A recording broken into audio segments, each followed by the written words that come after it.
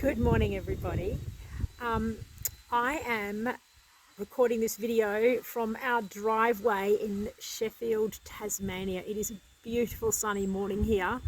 In the background, you can hear a sander, and that would be husband Nick sanding part of the house. We're actually restoring our new home, which needs a lot of restoration work. It's a 125-year-old Edwardian house in Sheffield, Tasmania. Anyway, so this morning I went for my morning walk with Moksha the puppy, who's 10 months old, and he is a very, very common breed known as the puller. You may have had a puller breed in your life, or maybe you know of a puller. Anyway, so I am walking him in order to help him to learn not to pull. And one of the most fabulous things, there's a lot of fabulous things about living in a small country town, but one thing that I love is the fact that I can get up of a morning and I just put on a light jumper. It's a little bit cool here in the morning now, and I can just go in my pajamas. Yep. And nobody minds. The people that you run into, they don't even mind. That's Moksha in the background there. So I'll try not to be distracted by that. That's that sound. Can you hear that? Sort of like a yep, yep, yep. That's a call for attention. That's what that is. That's like, look at me, I want to come, and whatever.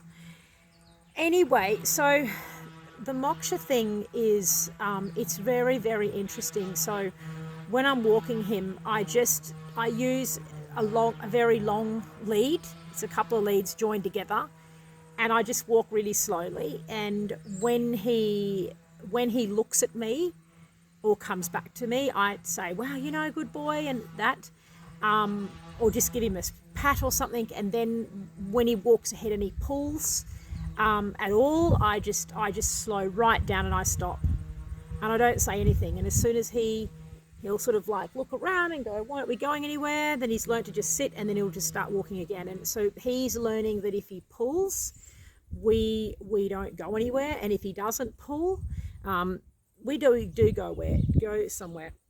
Today we actually worked out quite a bit of a pace, because usually we are snails. We started off being able to go to the end of this driveway, which isn't very much, especially coming from 79 acres. It's a third of an acre, so it's only a small driveway. And then we were able to go one or two houses down and back again. But now we're able to actually walk several blocks, but at absolute snail's pace. So today was the first day that we managed to go a little bit faster together without any pulling. So he's just going to be a rescue Kelpie Border Collie soon. He's not going to be that very special breed called a puller. So anyway, yesterday I was again up first thing in the morning, and I was walking him. And we have it's what's called the health park behind our house. It's great. It's this beautiful.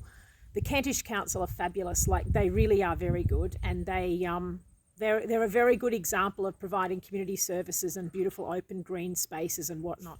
So there's this lovely park behind our house. It's quite big, and it's got some exercise equipment that anyone can use there, and it's got walking paths. And yes, it's called the health park. So we're walking through the health park and around the streets, and I was thinking about the training and dog training, and I was thinking about the training of our child. We've got, as you may know, one daughter, and oh, did you see that?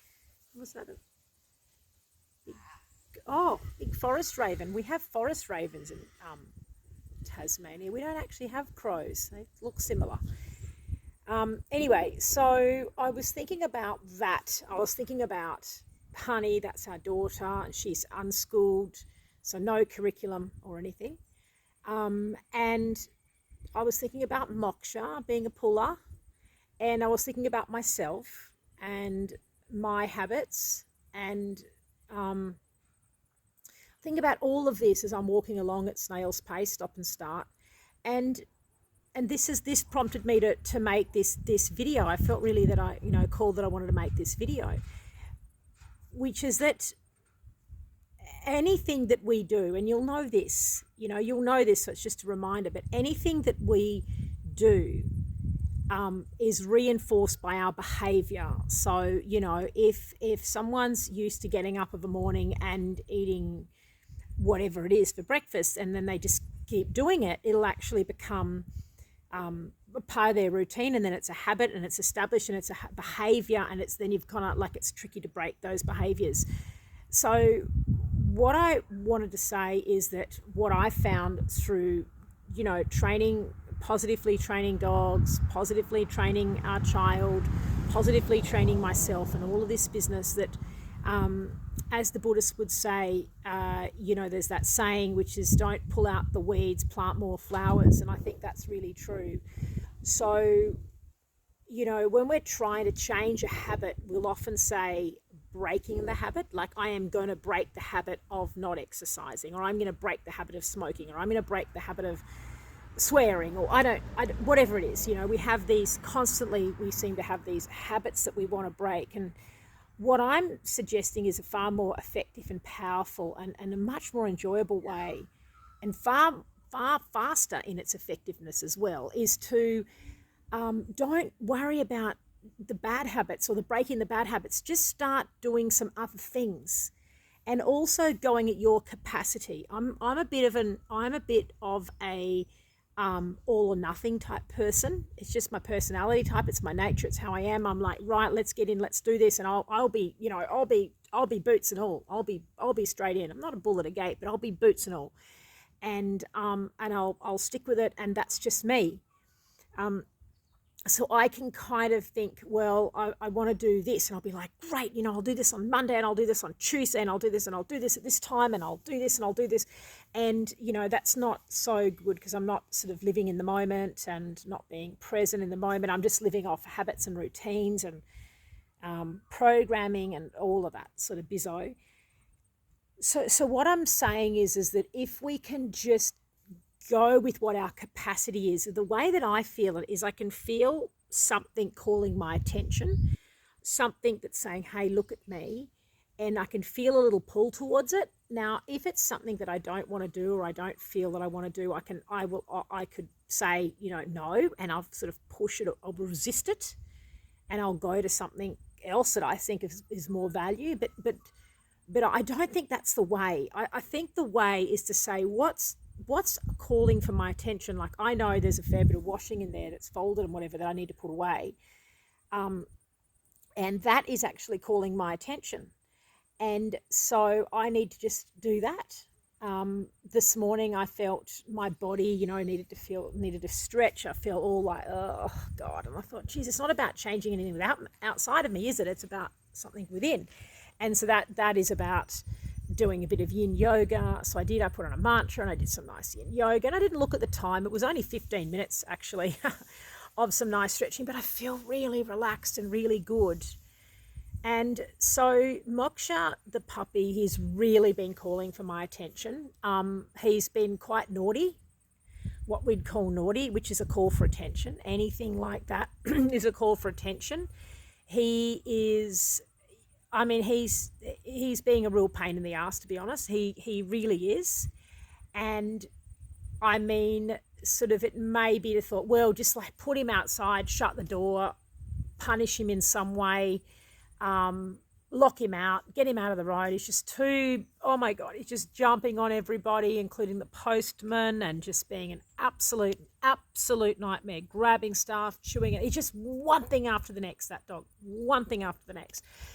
And I was getting so cranky with him. I'm just like, oh my goodness, stop it. Just stop it. Just stop it altogether.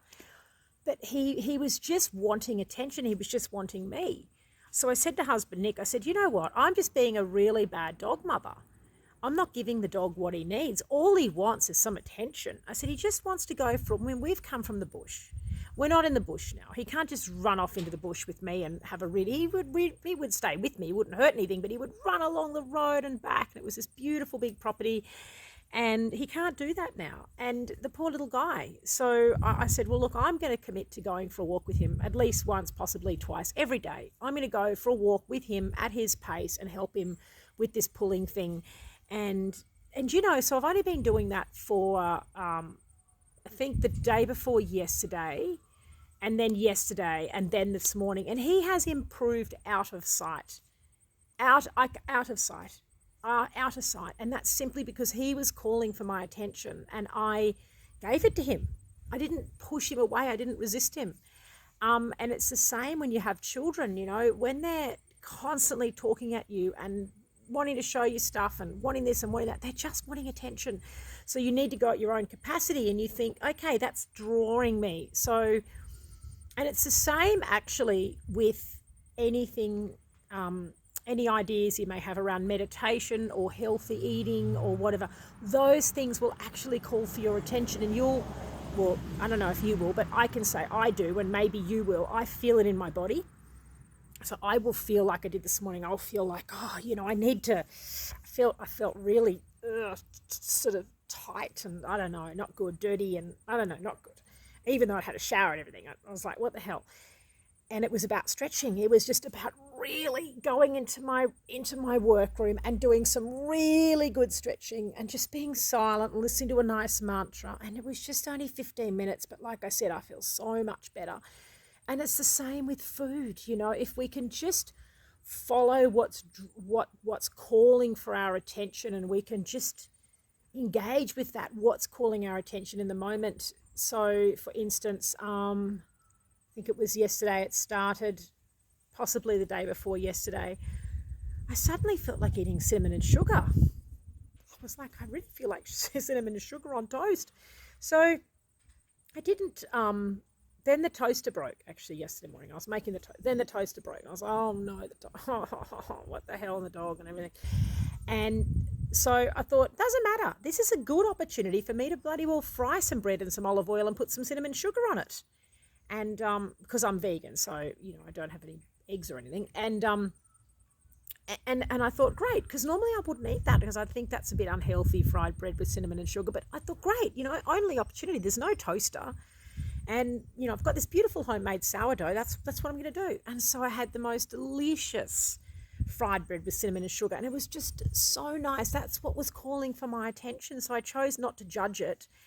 And I just had it. And this morning I had 2 pieces of toast with just some cinnamon, because we got a new toaster, cinnamon and sugar and olive oil on it. Oh my goodness. It is just beautiful organic cinnamon and organic raw Australian sugar on homemade sourdough, lightly toasted with a decent amount of oil. Oh my goodness.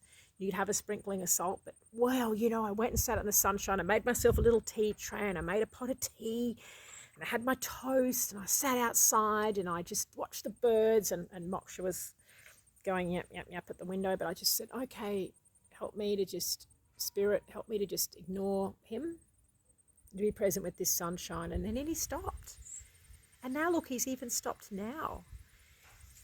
I'll have to go and tell husband Nick soon that he probably needs to have a bit of a rest, because he's been doing that for a while, and it's quite hard. Like, you have this little, like a heat gun, and you heat the paint. It's a slow process, and then you stop, and then you get the sander and you sand the paint, or you scrape it, and then you heat, and it's quite a lot of space that he has to do. Anyway, different subject. So anyway, I think he needs a rest. Anyway, so rather than resisting and fighting what you don't want, or the habits that you have that you don't want, I reckon pay attention to and give a little bit to the things that are calling for your attention. Just do it, Today I feel that the little road, we got this amazing electric rotary hoe. It is fantastic. The soil here is very soft, and it's electric, it's quiet, it's light, it's amazing. And so I'm just making some garden beds. And so it is just fantastic. We've got this little electric mower, and I can feel those things are calling for my attention, and I can feel that I want to get out there and I want to mow these little lawns and I want to get onto the little rotary hoe. And I can feel that's something that I want to do today, along with that. Washing and making this video also called for my attention.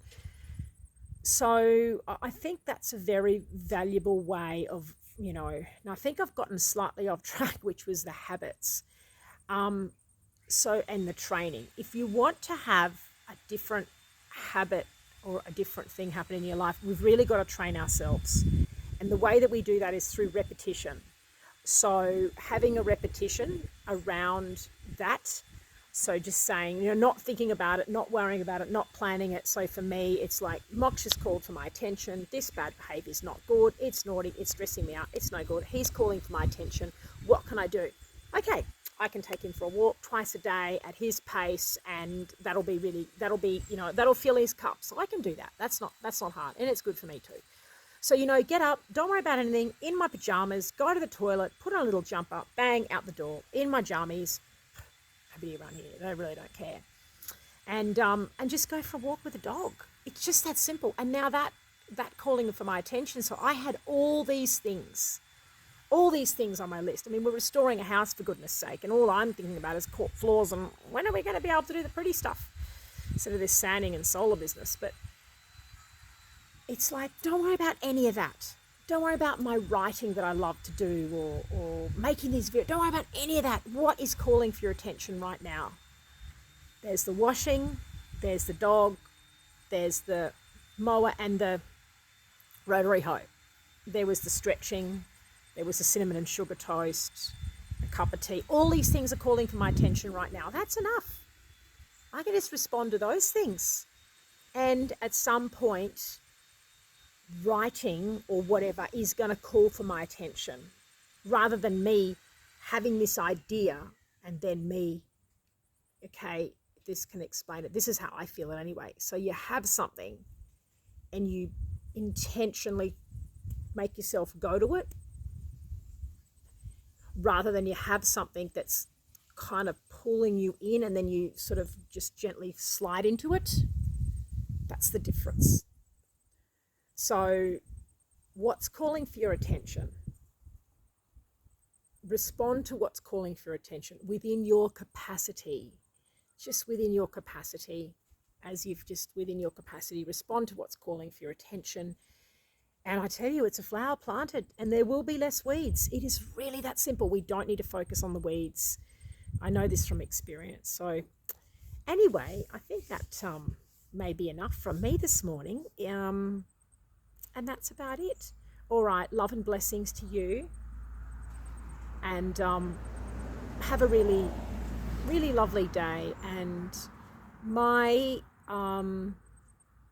wish for you, my prayer for you, my hope for you is that what I'd like for you is that you are able to be aware of what's calling for your attention and simply respond to that thing, and just trust that everything else will take care of itself. Just respond to what's calling for your attention. Even if you do that for the next day, just respond to what's calling for your attention and don't worry about anything else, and it'll sort itself out. Let it all go, let it all go, let it all go. Just respond to what's calling for your attention, and let's plant some flowers together. Okay, bye.